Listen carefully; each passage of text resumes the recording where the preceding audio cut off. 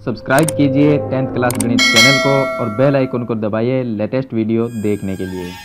Hello friends, चलिए आज हम शुरू करते हैं। चैप्टर नंबर 10 है जिसका नाम है वृत्त और कक्षा 10 गणित का है। आज इस वीडियो में आपको प्रमेय नंबर 10.1 और प्रमेय नंबर 10.2 इस वीडियो में हम हल करेंगे।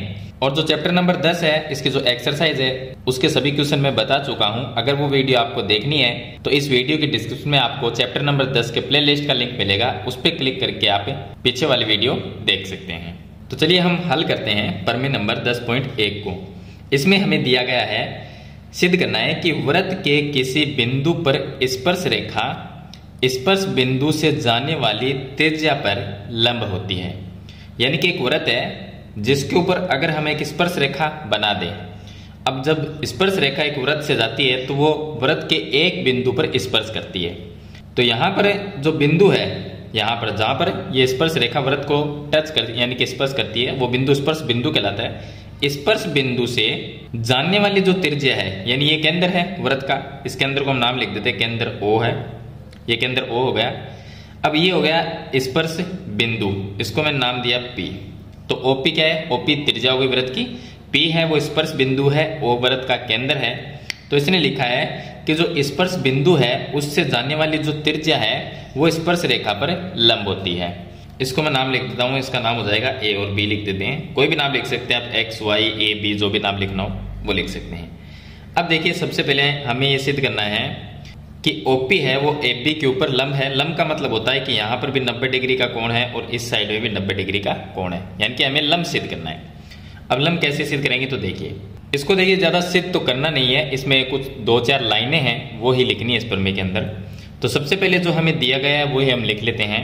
तो चलिए मैं यहाँ पर लिख देता हूँ। सबसे पहले हमें दिया क्या गया है? हमें दिया गया एक वृत्त है जिसका केंद्र O है और AB है वो स्पर्श रेखा है और P स्पर्श बिंदु है। तो ये चीज हमें दी गई है, मैं यहाँ पर लिख देता हूँ। तो हमें दिया गया है कि O केंद्र वाला वृत्त है, एक O केंद्र वाला वृत्त है जिस पर AB एक स्पर्श रेखा है। तो ये AB स्पर्श रेखा है और बिंदु जो P है वो क्या हो गया? स्पर्श बिंदु होगा। तो ये चीज हमें दी गई है, मैंने यहाँ पर लिख दी है। अब बात करते हैं इसकी, इसमें जो सिद्ध करना है तो मैं यहाँ पर लिख देता हूँ सिद्ध करना है। तो हमें जो सिद्ध करना है वो ये करना है कि OP, यहाँ पर लिख देता हूँ, OP लंबवत है AB के ऊपर, यानी OP जो त्रिज्या है वो AB जो स्पर्श रेखा है इसके ऊपर लंब है। ये हमें सिद्ध करना है। अब इसमें एक छोटी सी हम रचना करेंगे। तो रचना में हम लिखेंगे कि हमने एक बिंदु Q लिया। कहाँ पर लिया? AB के ऊपर। स्पर्श रेखा जो AB है उस पर हम एक बिंदु Q लेते हैं। मैंने Q बिंदु इस पॉइंट पे ले लिया, मैं इसका नाम Q लिख देता हूँ। तो हमने एक बिंदु Q लिया, तो मैं यहाँ पर लिखता हूँ कि AB स्पर्श रेखा पर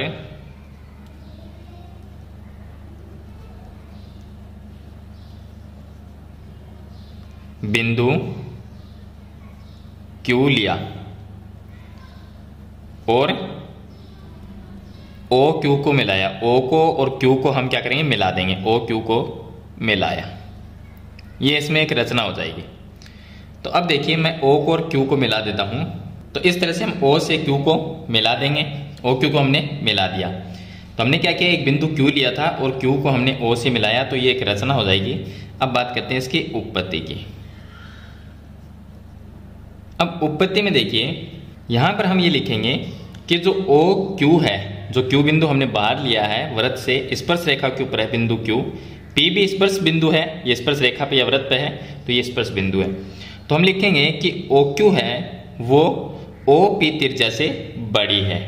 तो मैं यहां पर लिख देता हूं कि OQ त्रिज्या OP से बड़ी है। अब बड़ी क्यों है? तो देखिए, यहां पर देखने से ये पता चलता है कि जो OQ है वो बड़ी है और जो OP है, जो त्रिज्या या भुजा कह सकते हैं आप, तो OP है वो छोटी एक भुजा है और OQ है वो एक बड़ी भुजा है। तो इसको हम ऐसे लिख सकते हैं कि OQ है वो OP से बड़ी भुजा है, ये लिख सकते हैं। क्यों है? क्योंकि जो बिंदु P है वो स्पर्श बिंदु है और Q है वो वृत्त से बाहर बिंदु। जो वृत्त से बाहर है इसका मतलब इसकी लंबाई है वो बढ़ जाएगी। इसी तरह से अगर हम बिंदु Q को कहीं पर भी ले, अगर मैं यहां पर एक बिंदु लेता हूं या इस पॉइंट पे एक बिंदु लेते हैं या P से इस साइड में एक बिंदु लेते हैं, जो भी बिंदु इस स्पर्श रेखा पे तो सभी होंगे, लेकिन वृत्त से वो बिंदु सभी बाहर होंगे। ये जो पॉइंट है P, ये कहां पर है? ये वृत्त पर है, ये वृत्त पर है। तो ये जो दूरी है OP ये सबसे छोटी होगी बाकी इन सभी बिंदुओं के कंपेयर में। यानी कि अगर हम इस P के अलावा स्पर्श रेखा पर कहीं पर भी एक बिंदु लें, या यहाँ पर लें या यहाँ पर लें, कहीं पर भी एक बिंदु हम बनाएं, उस बिंदु से हम अगर O को मिलाएंगे तो वो जो दूरी होगी वो OP से ज्यादा होगी। तो इसके हम नीचे लिखेंगे कि OQ है वो दूरी बड़ी है OP दूरी से, क्योंकि अब कारण लिख लेते हैं, क्योंकि यह बिंदु जो P है, बिंदु P के अतिरिक्त AB के सभी बिंदु के लिए सत्य है। AB के सभी बिंदुओं के लिए सत्य है,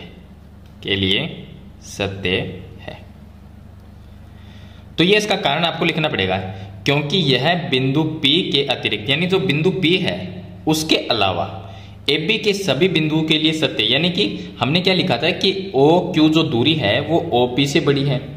तो अगर OQ ना हो, Q की जगह है, मतलब यहाँ पर Q है, यहाँ पर हम कोई पॉइंट S ले लें, यहाँ पर कोई T ले लें, यहाँ पर बिंदु कोई हम B ले लें, कोई मतलब कोई भी B के अलावा चलिए कोई दूसरा लेते हैं, यहाँ पर बिंदु हमने X ले लिया, Y ले लिया, जो भी, तो जितने भी O से हम दूरी बनाएंगे इस तरह से, जैसे कि O को X से मिला दिया, यहाँ पर हम मिलाते जाएंगे, तो बिंदु P है जो OP है, बिंदु P के अलावा जितने भी हम पॉइंट लेंगे इस स्पर्श रेखा पे, उनके बीच की दूरी क्या होगी, इस दूरी OP से ज्यादा होगी। यानी कि OP क्या है, एक न्यूनतम दूरी है, सबसे छोटी जो दूरी होगी वो OP होगी। तो ये चीज हमें इसमें समझनी बहुत जरूरी है। तो इसलिए हमने ये कारण लिखा, क्योंकि यह बिंदु P के अलावा, बिंदु P को छोड़कर जितने भी बिंदु हम AB जो स्पर्श रेखा है उस पर लेंगे, उनके लिए सभी सत्य होगा कि वो बड़ा ही होगा। किससे होगा, OP से, वो बड़ा ही होगा। अब मैं यहाँ पर एक बात जो लास्ट है वो मैं लिख देता हूं। देखिए मैंने यहाँ पर लिखा है कि किसी बिंदु से उस रेखा पर स्थित बिंदुओं की न्यूनतम दूरी उस रेखा पर लंब होती है। यानी कि ये जो पॉइंट हम आपको एक अलग इस चीज को मैं समझा देता हूं। तो देखिए इसको हम इस तरह से समझते हैं कि ये एक वृत्त है और ये वृत्त के ऊपर एक स्पर्श रेखा है, ये एक स्पर्श रेखा है। अब ये वृत्त का हो गया केंद्र और यहां से मैं ये हुई वृत्त की त्रिज्या। यहाँ पर एक बिंदु है स्पर्श बिंदु, ये बिंदु O हो गया। अब देखिए अगर हम पॉइंट को कहीं पर, एक पॉइंट यहाँ पर ले लिया, अगर मैं ये दूरी लूँ या एक पॉइंट यहाँ पर लेंगे, O को इस पॉइंट से मिलाएंगे, या आगे आप किसी भी पॉइंट से इस तरह से मिला सकते हो, किसी भी पॉइंट से आप मिला सकते हो यहाँ पर, तो जो न्यूनतम दूरी होगी, यानी कि स्पर्श रेखा ये जो है और ये बिंदु O है, तो O से जो न्यूनतम दूरी है स्पर्श रेखा पर, तो न्यूनतम दूरी यानी कि सबसे कम कौन सी है, ये OP है, वो सबसे कम है। तो जो न्यूनतम दूरी होती है वो ही लंब होती है, यानी कि ये 90 डिग्री का यहाँ पर कोण बनाती है, वो ही लंब होती है। इसके अलावा सभी दूरी, इस दूरी से OP से सभी जो दूरियां हैं वो बड़ी होगी। आप कहीं पर भी ले सकते हैं, कोई भी बिंदु स्पर्श रेखा पे ले सकते हैं, वो सभी क्या होगी, दूरियां बड़ी होगी। किससे बड़ी होगी, OP से बड़ी होगी। जो OP है वो न्यूनतम दूरी है, यानी कि स्पर्श रेखा पे कोई भी बिंदु ले तो जो न्यूनतम दूरी होगी वही क्या होगी, लंब होगी स्पर्श रेखा के ऊपर।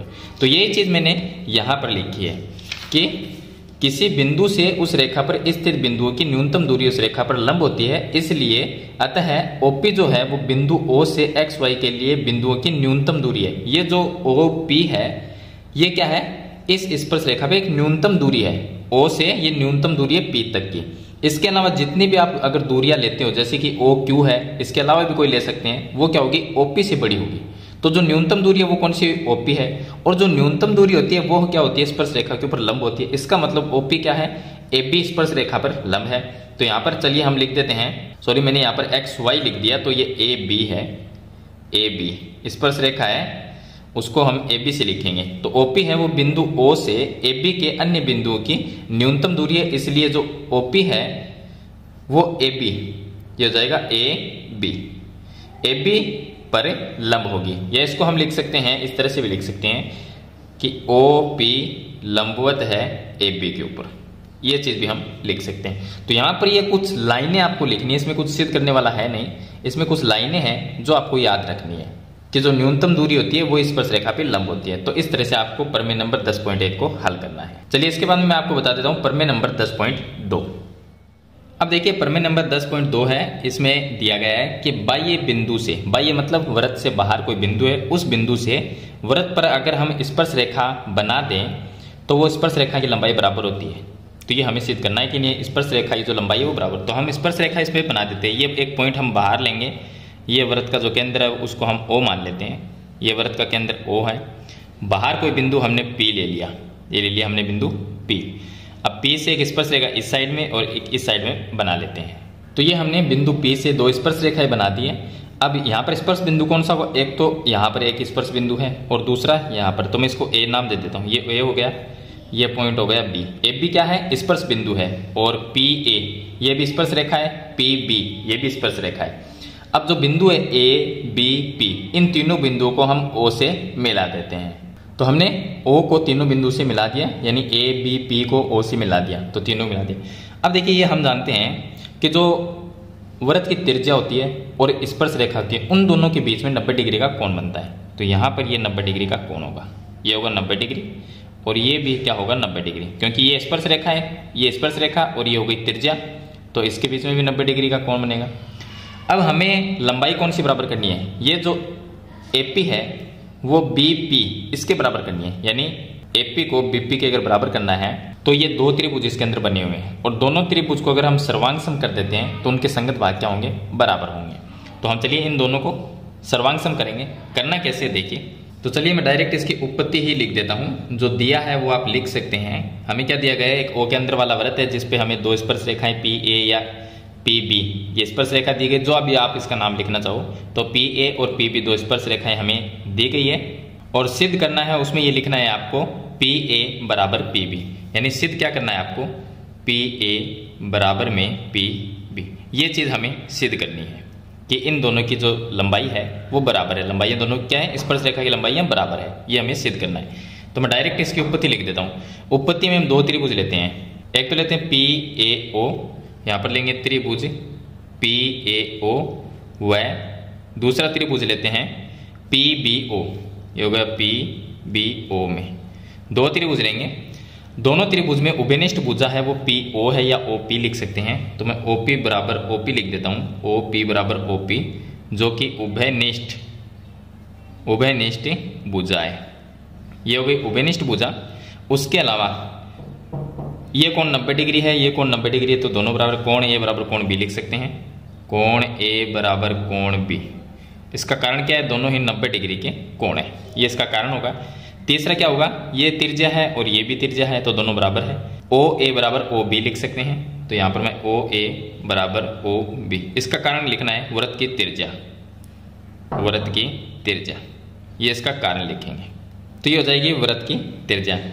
तो यहाँ पर देखिए हमने ये एक कोण बराबर है और दो भुजाएं ये बराबर हो गई, तो ये भुजा इसके बराबर हो गई और ये उभयनिष्ठ हो गई, दोनों कोण बराबर हो गए, तो दोनों त्रिभुज क्या हो गए, सर्वांग सम। कौन से नियम से, RHS नियम थे, तो हम लिखेंगे RHS नियम से, RHS नियम से दोनों त्रिभुज सर्वांग सम हो जाते हैं। तो त्रिभुज PAO सर्वांग सम होगा त्रिभुज PBO के, दोनों सर्वांग सम है, और सर्वांग सम त्रिभुजों के संगत भाग क्या होते हैं, बराबर होते हैं। तो इसलिए हम लिख सकते हैं अतः ये दूरी क्या होगी, PA और PB ये बराबर होगी, PA बराबर होगी PB बाई CP/CT, यानी इस तरह शॉर्टकट लिख सकते हो, या आप बड़ा सा लिखना चाहो, ज्यादा लिखना चाहो हिंदी में तो आप लिख सकते हो कि जो सर्वांग सम त्रिभुज है उनके संगत भाग क्या होते हैं, बराबर होते हैं। तो ये भी आप CP/CT की जगह लिख सकते हो। तो इस तरह से आपको